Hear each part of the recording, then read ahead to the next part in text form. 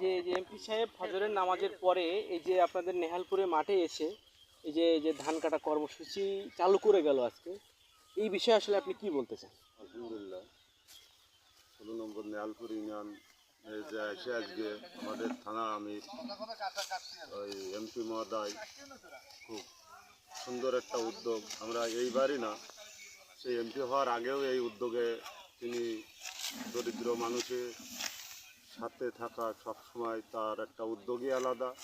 আমরা আশা করি বাংলাদেশ জামাত ইসলামের থেকে প্রত্যেক জায়গায় এরকম একটা মহোদয় এমপি সর্বদাই অসহায় মানুষের কাছে থেকে এরকম কাজ করা খুব সৌভাগ্যবান মনে করি জনগণের।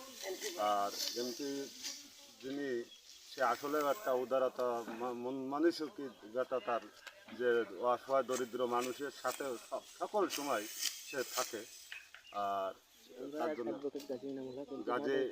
গাজী অ্যাডভোকেট ইনামুল সাহেব, তার মতন এমপি সারা বাংলাদেশ জামাত ইসলামের থেকে এরকম জন্য আশা করি সব জায়গায় এরকম এমপি সব জায়গায় থাকে। বাংলাদেশ জামাত ইসলামের এই যে এমপি, আর জানি না এরকম আরও অন্য জায়গায় আছে কেমন, তবে আশা করি যেন এরকম সারা বাংলাদেশে এই এমপি এরকম হয়, এটাই।